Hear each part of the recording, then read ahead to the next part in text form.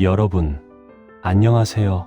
오늘은 조선시대의 위대한 실학자 정약용 선생님의 말씀을 함께 나눠볼까 합니다.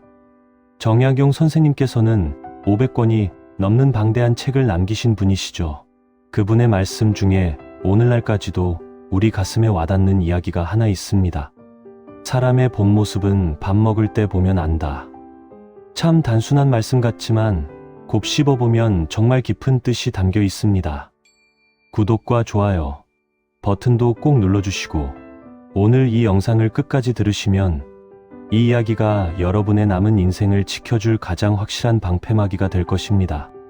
200년 전 선비의 지혜가 평생의 지침이 되어드릴 겁니다. 오늘은 이 소중한 가르침을 천천히 편안하게 함께 나눠보려고 합니다. 먼저 정약용 선생님에 대해 잠깐 말씀드리겠습니다. 1762년에 태어나셔서 1836년까지 사셨으니 지금으로부터 약 200년 전 분이시죠. 경기도 남양주 마제마을에서 태어나셨는데 그 동네가 지금도 다산 유적지로 남아 있습니다. 선생님은 어릴 때부터 총명하기로 유명했습니다. 7살에 시를 지었다고 하니 참 대단하시죠. 하지만 선생님의 삶이 늘 순탄했던 것은 아닙니다. 천주교 박해 사건에 연루되어 18년이라는 긴 세월을 유배지에서 보내셔야 했습니다. 그런데 놀라운 것은 그 힘든 유배 생활 중에도 선생님은 공부를 멈추지 않으셨다는 겁니다. 오히려 그때 많은 책을 쓰시고 백성들의 삶을 더 깊이 들여다보셨죠. 목민심서, 경세유표, 흠음신서 같은 명저들이 모두 그 시기에 나왔습니다. 자, 그런데 왜 정약용 선생님은 하필 밥 먹을 때를 말씀하셨을까요? 생각해보세요. 우리가 밥을 먹는다는 건 어떤 의미일까요? 그냥 배를 채우는 것 이상입니다. 밥을 먹는다는 건 생명을 유지하는 가장 기본적인 행위입니다. 아무리 꾸며도, 아무리 가식을 부려도 밥 먹을 때만큼은 본능이 드러나기 마련입니다. 조선시대에는 특히 밥상머리 예절이 중요했습니다. 어른이 수저를 들기 전에는 아이들이 먼저 먹으면 안 됐죠. 밥을 먹을 때 소리를 내면 안 되고 상 위에 팔꿈치를 올리는 것도 예의에 어긋났습니다.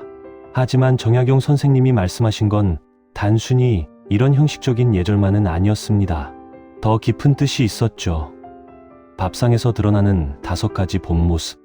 선생님의 말씀을 곰곰이 생각해보니 밥 먹을 때 드러나는 사람의 본 모습이 대략 5가지 정도로 정리되는 것 같습니다. 하나씩 살펴볼까요? 첫째는 배려심입니다. 밥을 먹을 때 가장 먼저 드러나는 것이 바로 배려심입니다. 여러분, 혹시 이런 경험 있으신가요? 여럿이 함께 밥을 먹는데 어떤 분은 자기만 좋아하는 반찬을 독차지하려고 합니다. 다른 사람은 아랑곳하지 않고 말이죠. 반대로 어떤 분은 맛있는 반찬이 나와도 다른 사람들이 먹을 수 있도록 조금만 드십니다. 옛날 우리 어머니들은 항상 그러셨죠.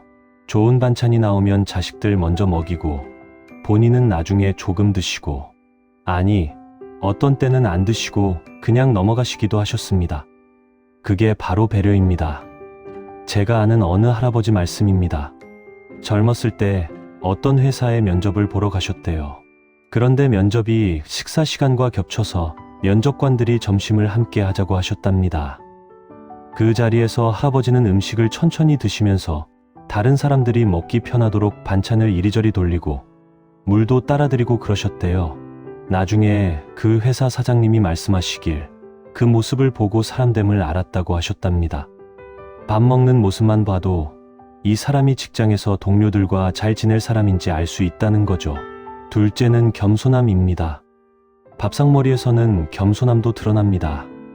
정약용 선생님 시대에는 신분제도가 엄격했습니다. 양반과 상놈이 같은 상에서 밥을 먹는다는 건 상상도 할 수 없는 일이었죠. 하지만 선생님은 유배지에서 그 지역 농민들과 어울려 지내시면서 그들에게 많은 것을 배우셨습니다. 선생님은 책에서만 배운 지식이 아니라 실제로 농사 짓는 사람들, 물건 만드는 사람들에게서 실용적인 지식을 얻으셨죠. 그러려면 그들과 허물없이 지내야 했고 때로는 함께 밥도 먹었을 겁니다. 겸손한 사람은 밥을 먹을 때도 다릅니다. 자기가 먹고 싶은 것만 집어먹지 않습니다. 이게 제일 맛있어 하면서 그것만 계속 먹지도 않습니다. 다른 사람이 추천하는 음식도 기꺼이 맛보고 그것도 맛있네요 하며 함께 즐깁니다. 반대로 오만한 사람은 어떨까요? 나는 이런 건 안 먹어. 이건 입맛에 안 맞아 하면서 투덜거립니다. 음식을 대접한 사람의 마음은 생각하지 않죠. 셋째는 절제력입니다. 밥 먹을 때 절제력이 있는지 없는지도 금방 드러납니다. 옛말에 과식은 만병의 근원이라는 말이 있습니다. 정약용 선생님도 건강에 관한 글을 많이 쓰셨는데 늘 절제의 중요성을 강조하셨습니다. 여러분도 경험이 있으시겠지만 너무 배불리 먹으면 몸이 무겁고 졸음이 옵니다. 머리도 잘 안 돌아가죠. 그래서 옛 선비들은 8분만 먹으라고 했습니다. 하지만 이게 말처럼 쉬운 일이 아닙니다.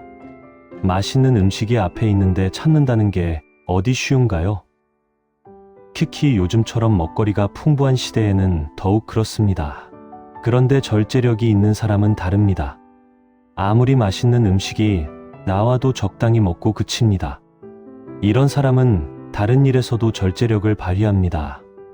돈 쓰는 것도 절제하고 말하는 것도 절제하고 욕심도 절제합니다. 저희 동네에 한 어르신이 계십니다. 올해 90이 넘으셨는데도 정정하세요. 그분 말씀이 평생 배불리 먹은 적이 없다고 하십니다. 항상 조금 부족한 듯이 드신대요. 그게 장수의 비결이라고 하시더군요. 넷째는 감사하는 마음입니다. 밥을 먹을 때 감사하는 마음이 있는지도 보입니다. 우리 할머니, 할아버지 세대는 전쟁을 겪으셨습니다. 먹을 것이 없어서 나무 껍질을 삶아 먹고 풀뿌리를 캐먹던 시절을 아십니다. 그래서 그분들은 밥 한 톨도 귀하게 여기셨죠. 식사 전에 잘 먹겠습니다. 식사 후에 잘 먹었습니다. 하는 인사가 있습니다. 단순한 형식이 아닙니다. 이 밥 한 끼가 얼마나 많은 사람의 수고로 만들어졌는지를 생각하는 마음입니다. 정약용 선생님은 목민심서에서 농민들의 고된 삶을 자세히 기록하셨습니다. 벽실을 뿌리고 모를 내고 김을 메고 별을 베고 타작을 하기까지 얼마나 많은 땀과 노력이 들어가는지 말입니다. 그뿐인가요? 쌀을 씻고 불을 떼고 밥을 짓는 사람의 수고도 있습니다. 반찬을 만드는 사람의 정성도 있고요. 그 모든 것을 생각하면 밥 한 끼가 그냥 당연한 게 아니라는 걸 알게 됩니다. 감사한 마음으로 밥을 먹는 사람은 눈빛이 다릅니다. 음식을 대하는 태도가 다릅니다.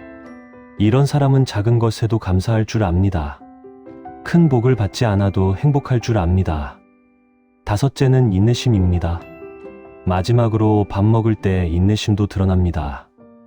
요즘 젊은 사람들은 빨리빨리 먹는 걸 좋아한다고 하더군요. 패스트푸드라는 게 그래서 생긴 거겠죠. 하지만 옛날 사람들은 천천히 꼭꼭 씹어서 먹었습니다. 정약용 선생님이 살던 시대에는 밥을 먹는 것도 하나의 수양이었습니다. 급하게 먹지 않고 조용히 정성스럽게 먹는 게 예절이었죠. 인내심이 있는 사람은 밥을 천천히 먹습니다. 급하게 먹지 않습니다. 뜨거운 국도 한 번에 들이키지 않고 조금씩 식혀가며 먹습니다. 생선도 급하게 먹지 않고 천천히 발라가며 먹습니다. 이런 인내심은 삶의 다른 부분에도 나타납니다. 일을 할 때도 조급해하지 않고 차근차근 해나갑니다. 사람을 대할 때도 성급하게 판단하지 않고 천천히 이해하려고 노력합니다. 정약용 선생님은 자식 교육에도 각별히 신경을 쓰신 분입니다. 유배지에서 두 아들에게 보낸 편지를 보면 그 속에 깊은 아버지의 사랑과 가르침이 담겨 있습니다. 옛날 우리나라에서는 밥상머리 교육이 아주 중요했습니다. 가족이 함께 모여 밥을 먹으면서 자연스럽게 예절을 배우고 인생의 지혜를 배웠죠. 어른들이 밥 먹는 모습을 보면서 아이들은 배웁니다.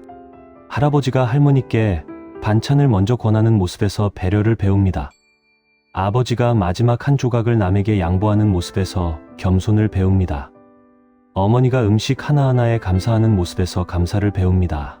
요즘은 가족이 함께 밥 먹는 일이 많이 줄었다고 합니다.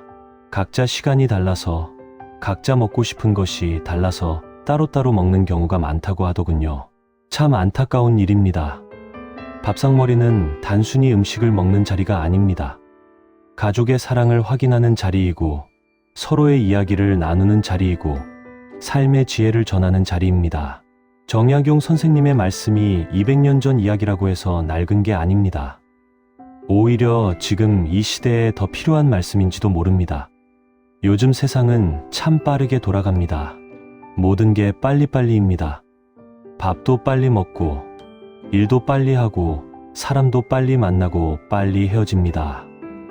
그러다 보니 정작 중요한 것을 놓치고 살 때가 많습니다. 한 끼 식사를 통해서 우리는 많은 것을 배울 수 있습니다.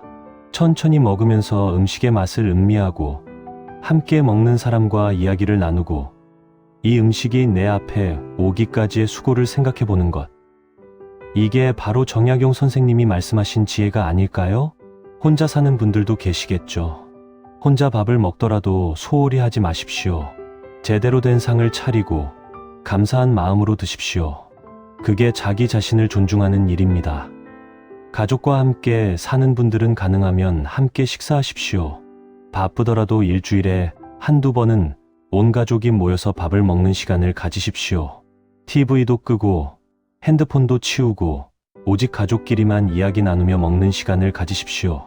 정약용 선생님의 말씀대로 누군가의 본 모습을 알고 싶다면 함께 밥을 먹어보십시오.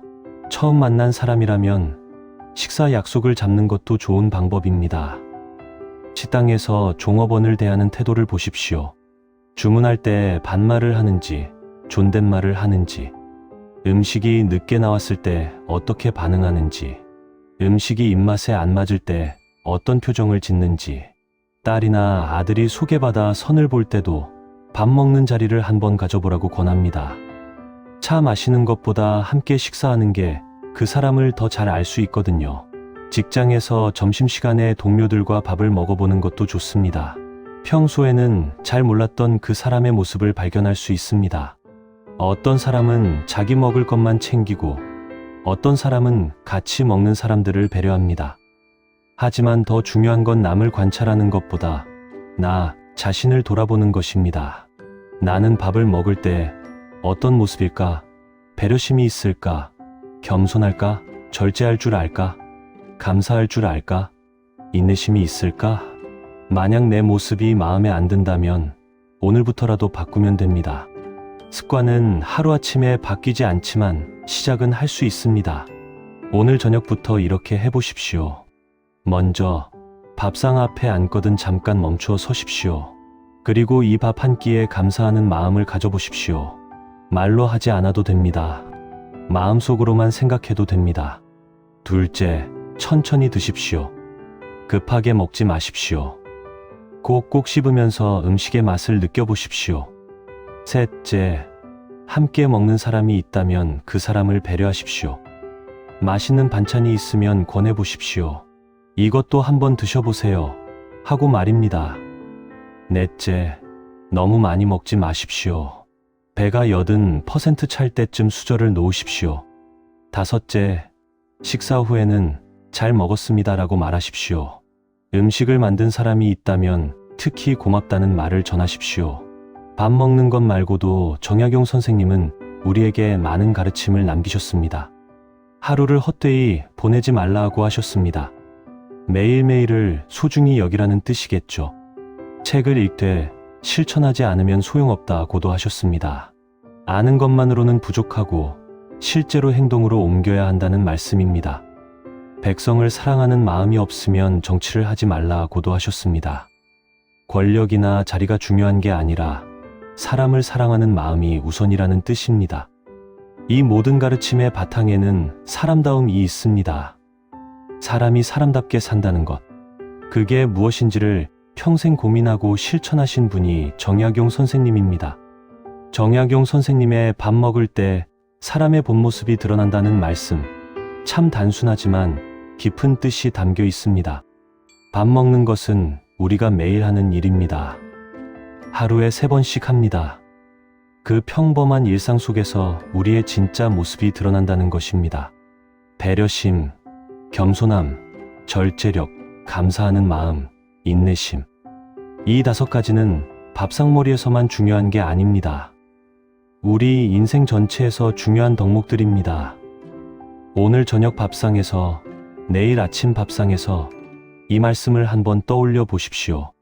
그리고 조금씩이라도 실천해 보십시오. 습관이 바뀌면 성품이 바뀝니다. 성품이 바뀌면 인생이 바뀝니다.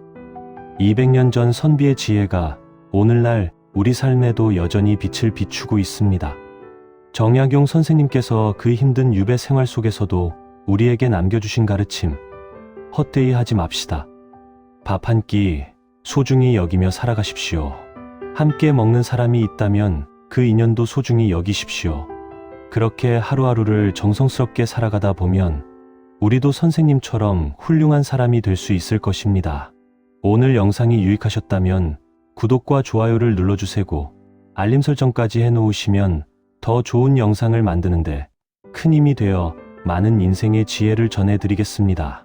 부디 건강하시고 오늘도 맛있는 식사하십시오.